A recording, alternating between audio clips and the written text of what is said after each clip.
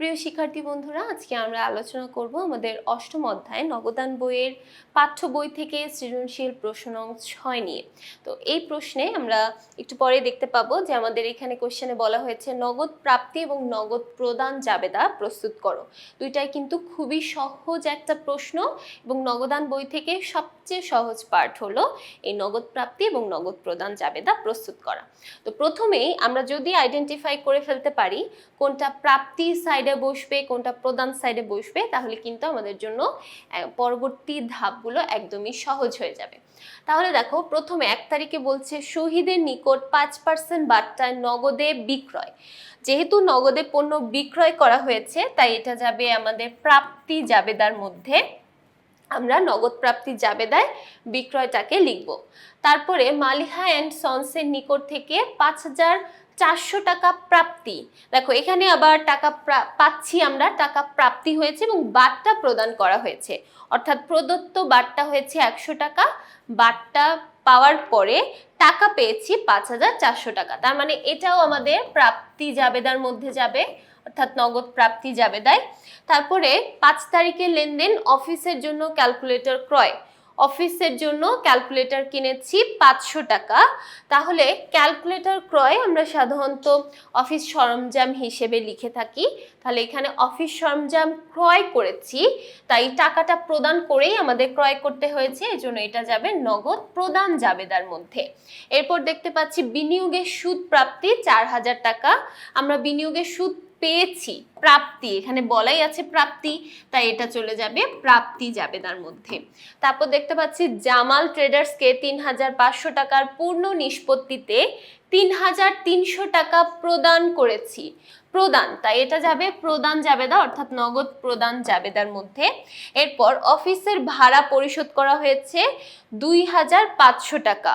অফিসের ভাড়া পরিশোধ করেছি 2,500 টাকা, তাই এখানে আমরা বুঝতেই পারছি নগদ প্রদান করেই তো পরিশোধটা করা হয়েছে, তাই নগদ প্রদান জাবেদার মধ্যে এটা চলে যাবে।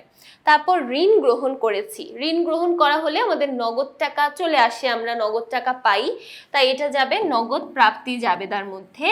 এবং সর্বশেষে দেখতে পাচ্ছি কামাল ট্রেডার্স থেকে 5% বার্তায় চেকে পণ্য ক্রয়। আচ্ছা, এটা চেকে আমরা পণ্য ক্রয় করেছি, তাই এখানে ক্রয় যেহেতু করা হয়েছে টাকা প্রদান করে ক্রয় করেছি, তাই এটা যাবে প্রদান জাবেদার মধ্যে। আচ্ছা, এবার আমাদের এখানে প্রশ্ন হচ্ছে ক নাম্বার, নগদ বার্তার পরিমাণ কত? দেখো আমরা এখানে একটা বার্তা দেখতে পাচ্ছি, আমরা নগদ বার্তা দেখতে পাচ্ছি প্রদান করা হয়েছে, অর্থাৎ প্রদত্ত বার্তা 100 টাকা, এবং এখানে একটা বার্তার পরিমাণ কিন্তু আমরা নির্ণয় করতে পারি। আমাদের 3,500 টাকা ছিল সম্পূর্ণ টাকা এবং 3,300 টাকা আমরা প্রদান করেছি। তাহলে এখানে আমাদের প্রাপ্ত বার্তা তৈরি হয়েছে 200 টাকা। তাহলে দেখো নগদ বার্তা আমরা দুইটা পাচ্ছি, একটা হচ্ছে প্রথমটা প্রদত্ত বার্তা 100 টাকা এবং দ্বিতীয়টা হচ্ছে বার্তা প্রাপ্তি 200 টাকা। এই যে দেখো, প্রথমে প্রদত্ত বার্তা 100 টাকা এবং দ্বিতীয়তে আমরা পেয়েছি প্রাপ্ত বার্তা 200 টাকা। তাহলে টোটাল আমাদের নগদ বার্তার পরিমাণ 300 টাকা। এবার তোমাদের প্রশ্ন হতে পারে এখানে যে 5% বার্তার কথা বলা হয়েছিল এটা কেন আসলো না? এটা কিন্তু নগদ বার্তা নয়, এটা হলো কারবারি বার্তা, তাই এই বার্তাটা কিন্তু আমরা নগদ বার্তার মধ্যে লিখতে পারি না। যখন আমরা পণ্য ক্রয় করি তখন আমাদেরকে এমনি ডিসকাউন্ট দিয়ে দেয়, সেই ডিসকাউন্ট আমরা কখনো হিসাবের মধ্যে ধরে রাখি না বা লিখে রাখি না, তাই এই বার্তার টাকাটা আমাদের হিসাবের অন্তর্ভুক্ত হবে না। এবার চলে আসি প্রাপ্তি জাবেদা প্রস্তুতকরণে। তাহলে প্রথমে কি কি জাবেদা হবে? প্রথমে হবে নভেম্বরের 1 তারিখ, তারপরে হবে 4 তারিখ, তারপরে হবে 8, এরপর আসবে 20। তাহলে এই 4টা লেনদেন যাবে নগদ প্রাপ্তি জাবেদার মধ্যে। আচ্ছা, তাহলে প্রথমে আসি আমরা 1 তারিখের লেনদেন। আমাদের বলা হয়েছিল এখানে বিক্রয় করা হয়েছে এবং বিক্রয়টা হয়েছে 10% বার্তায়।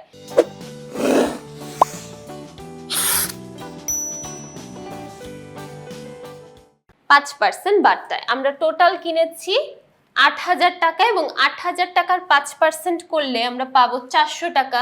তাহলে 8,000 থেকে এই কারবারি বাট্টাটা মাইনাস করলে আমরা পাচ্ছি 7,600 টাকা। তার মানে আমরা প্রাপ্তি জাবেদার মধ্যে, নগদ প্রাপ্তি জাবেদার মধ্যে লিখব 7,600 টাকা। তাহলে এবার দেখো, এটা হচ্ছে আমাদের নগদ প্রাপ্তি জাবেদা। এখানে 2টা থাকবে ডেবিটের ঘর এবং 3টা থাকবে ক্রেডিটের ঘর।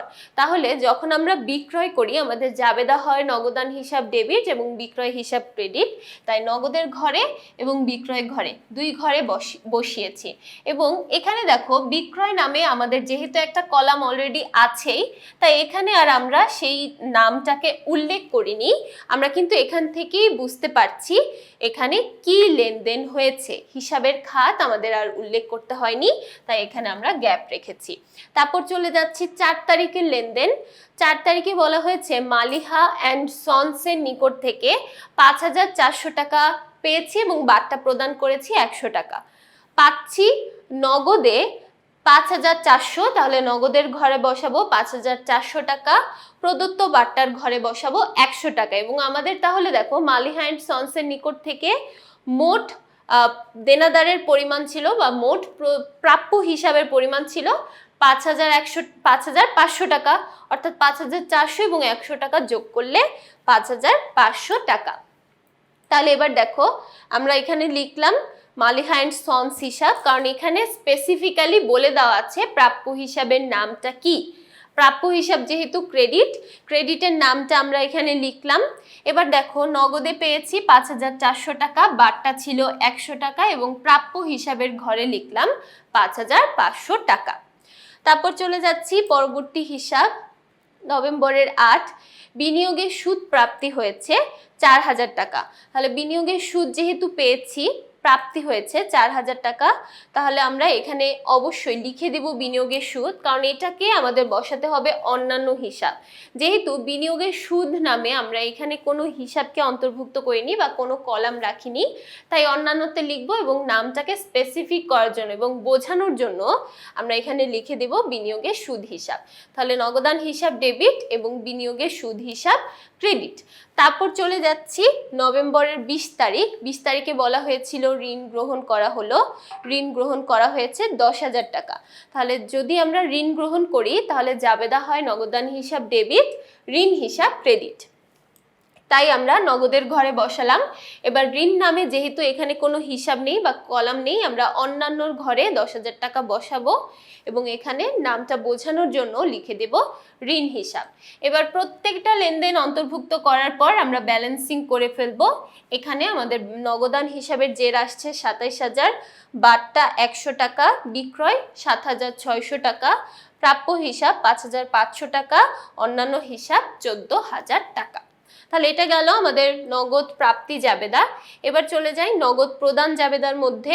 নগদ প্রদান জাবেদায় যেগুলো লেনদেন অন্তর্ভুক্ত হবে, প্রথমে আছে অফিসের জন্য ক্যালকুলেটর ক্রয়।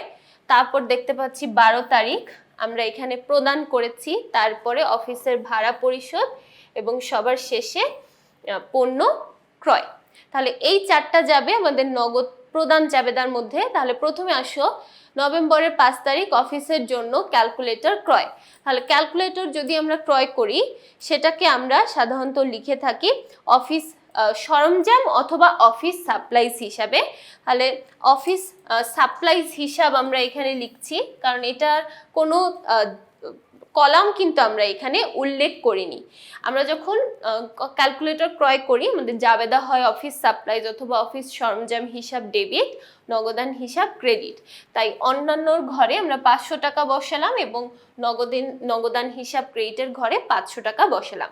নামটা উল্লেখ করে দিলাম অফিস সরঞ্জাম হিসাব। তারপর চলে যাই 12 তারিখ। 12 তারিখের লেনদেনে বলা হয়েছে জামাল ট্রেডার্সকে 3,000 টাকার পূর্ণ নিষ্পত্তিতে 3,300 টাকা প্রদান। আমাদের টোটাল পাওনাদার ছিল 3,500 টাকা, আমরা 3,300 টাকা প্রদান করেছি, তাহলে বাট্টা পেয়েছি 200 টাকা। তাহলে এটা বসাবো পাওনাদারের ঘরে, এটাকে বসাবো নগদের ঘরে এবং এটাকে বসাবো বাট্টার ঘরে। তাহলে এবার চলে যাই আমাদের নগদ প্রদান জাবেদার মধ্যে। এখানে দেখতে পাচ্ছি প্রথমে জামাল ট্রেডার্স লিখলাম, কারণ এখানে আমরা স্পেসিফিক্যালি নামটা জানি ক্রেডিট হিসাব খাতের জামাল ট্রেডার্স হিসাব। আমাদের মোট প্রদেয় হিসাব বা পাওনাদার হিসাব ছিল ৩৫০০, আমরা বারটা পেয়েছি ২০০ এবং নগদে পরিশোধ করেছি ৩৩০০ টাকা। এরপর চলে যাচ্ছি ১৮ তারিখের লেনদেন। ১৮ তারিখে বলা হয়েছে অফিসের ভাড়া পরিশোধ করা হয়েছে, তাহলে এটার জাবেদা কি? নগদ ভাড়া হিসাব ডেবিট এবং নগদান হিসাব ক্রেডিট। তাহলে ১৮ তারিখে আমরা লিখব এখানে ভাড়া হিসাব, কারণ এখানে আমাদের ক্রেডিট হিসাব খাতটার নাম ভাড়া হিসাব। তারপরে আমরা অন্যান্যতে বসাবো, যেহেতু ভাড়া হিসাব নামে এখানে আমাদের কোনো কলাম নেই, তাই ভাড়া হিসাবে বসাবো ২৫০০ টাকা এবং নগদান হিসাবে বসাবো ২৫০০ টাকা।